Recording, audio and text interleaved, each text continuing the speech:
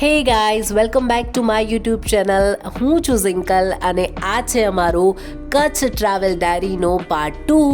તો જેવી રીતે પાર્ટ 1માં મેં તમને જણાવ્યું હતું કે અમે ભુજમાં રોકાયા છીએ અને ભુજથી અમે અત્યારે જઈ રહ્યા છીએ માંડવી બીચ. ભુજથી માંડવી બીચનો જે રસ્તો છે ઓલમોસ્ટ 1 કલાકનો આ રસ્તો છે અને બંને વચ્ચેનું અંતર 60 કિલોમીટર છે અને અત્યારે અમે માંડવી બીચ જઈ રહ્યા છીએ. પહોંચી ગયા છે વિન્ડ ફાર્મ બીચ, જે માંડવીમાં આવેલું છે. ઘણું જ પ્રખ્યાત બીચ છે અને અહીંયા ઘણી બધી રાઇડ્સ છે, તો એની મજા માણવાની છું. ખરેખર બીચ પર પહોંચવું એક લાવો છે. બીચ પર દરેક લોકોને મજા આવે. અહીંયાનો નજારો એટલો અદ્ભુત છે, જરા તમને બતાવવા માંગીશ. જુઓ, અહીંયા ઘણી બધી રાઇડ્સ છે જેમાં અમે બેસવાના છીએ, ટ્રાય કરવાના છીએ. શું છે એની પ્રાઇઝ એ બધું જ જોવાનું છે. અત્યારે સાંજનો સમય થઈ ગયો છે, 5 વાગ્યા છે અને જે અદ્ભુત નજારો નજરે પડી રહ્યો છે ખૂબ સુંદર છે. અને મારી પાસે લખેલું છે આઈ લવ માંડવી. ચાલો મારી સાથે. માંડવી બીચ એ કચ્છ જિલ્લાનું એક સુંદર સ્થળ છે અને આ બીચને ગુજરાતના સૌથી સુંદર બીચમાંનો એક બીચ ગણવામાં આવે છે. આ બીચ વોટર સ્પોર્ટ્સ એક્ટિવિટીના શોખીનો માટે એક આદર્શ સ્થળ છે. અહીંયા તમામ ફન એક્ટિવિટીઝ અન્ય બીચની સરખામણીમાં તમને રિઝનેબલ ભાવે મળી રહેશે. અહીંયા તમે ઘોડે સવારી, ઊંટની સવારી, rock climbing, water sports, swimming, jet skiing, banana boat ride, parasailing, kayaking અને વિન્ડ સર્ફિંગની પણ મજા માણી શકો છો. તો અમે પણ આજે અહીંયા ઘણી બધી રાઇડ્સ ટ્રાય કરવાના છીએ. જોઈએ કેવો છે અનુભવ. તમે અહીંયા સુંદર મજાની ફોટોગ્રાફીની મજા પણ માણી શકો છો. જો તમે કચ્છ જવાનો પ્લાન કરી રહ્યા છો તો તમારા લિસ્ટમાં માંડવી બીચ અચૂકથી સામેલ કરી લેજો. તો અમે બીચની બરાબર વચ્ચે જઈ અને સનસેટના નજારાને માણવાનું નક્કી કર્યું અને એટલા માટે અમે બેસી ગયા છીએ રાફ્ટિંગ બોટમાં.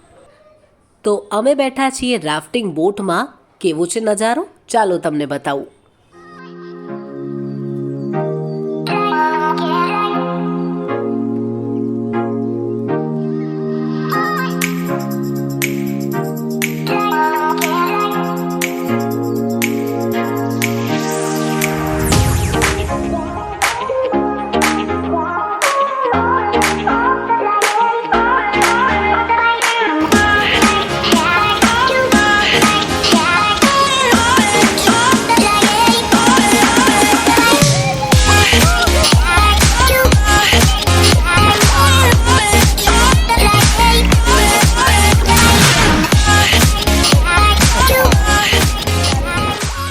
જો તમે પણ માંડવી બીચ પર જાઓ તો બોટમાં બેસવાની તક ના ચૂકતા, કારણ કે એક અદ્ભુત એડવેન્ચરનો તમને અનુભવ થશે. આ નજારા હંમેશા માટે દિલમાં કેદ થઈ જાય છે. બીચ પર સનસેટ જોવો પણ એક લાહવો હોય છે ને. અત્યારે અમે બીચ પર છીએ, સનસેટનો સમય છે અને ખૂબ અદ્ભુત નજારો કેમેરામાં કેદ થઈ રહ્યું છે. સનસેટનો સમય અને ખૂબ સુંદર દ્રશ્યો. આવી જુદી અનેક રાઇડ્સ અહીંયા તમે બેસી શકો છો અને પ્રકૃતિની મજા માણી શકો છો. માંડવી બીચની મુલાકાત લેવાનો શ્રેષ્ઠ સમય શિયાળાની ઋતુમાં માનવામાં આવે છે. એટલે કે તમે ઓક્ટોબરથી માર્ચ સુધીમાં અહીંયા આવી શકો છો. ઉનાળામાં અહીંયા ખૂબ ગરમી હોય છે, એટલે ઉનાળામાં અહીંયા ન આવતા.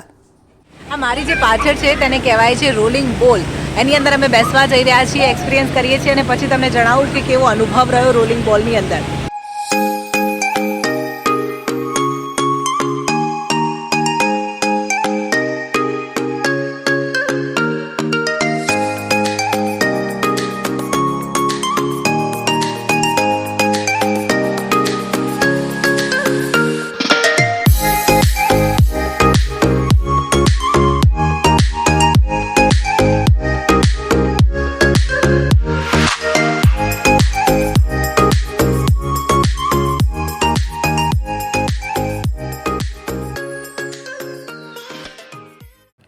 રોલિંગ બોલ જોવામાં ભલે થોડું રિસ્કી લાગતું હોય, પરંતુ ફૂલ્લી સેફ છે.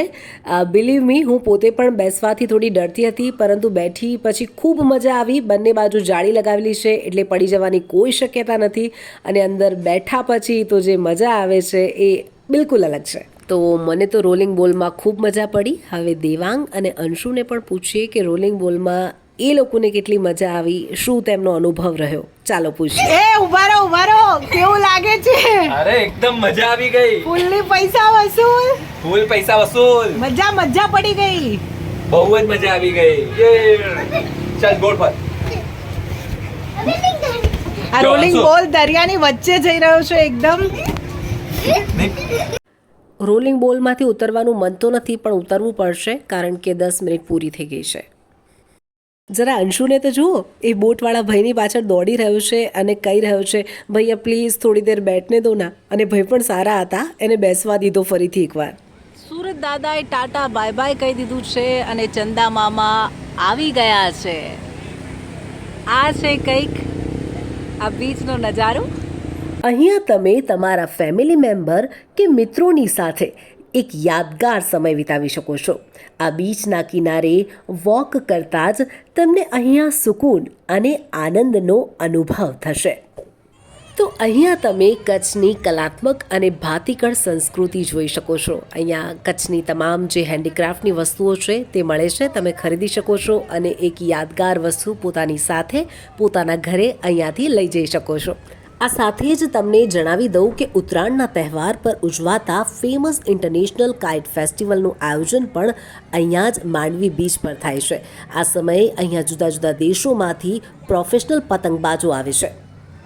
બીચ પર નાહવા જતાં પહેલાં અથવા તો પછી કપડાં ચેન્જ કરવા માટે અહીંયા જાહેર સ્નાનગૃહ છે અને લોકર પણ છે કે જ્યાં તમે તમારી વસ્તુ મૂકી શકો છો. પાણીમાં મજા કર્યા પછી ભૂખ ખૂબ લાગતી હોય છે. અમે ઢોસા, મંચુરિયન અને પંજાબી ખાવાનું ખાધું. તો અત્યારે તો અમે હોટલ પર પહોંચી અને સૂઈ જઈશું. આવતીકાલે અમે ભુજ જોવાના છીએ. પાર્ટ 3માં તમને બતાવીશ કે ભુજમાં જોવાલાયક શું છે. મારી ચેનલને લાઇક કરો, શેર કરો, સબસ્ક્રાઈબ કરો. Bye bye.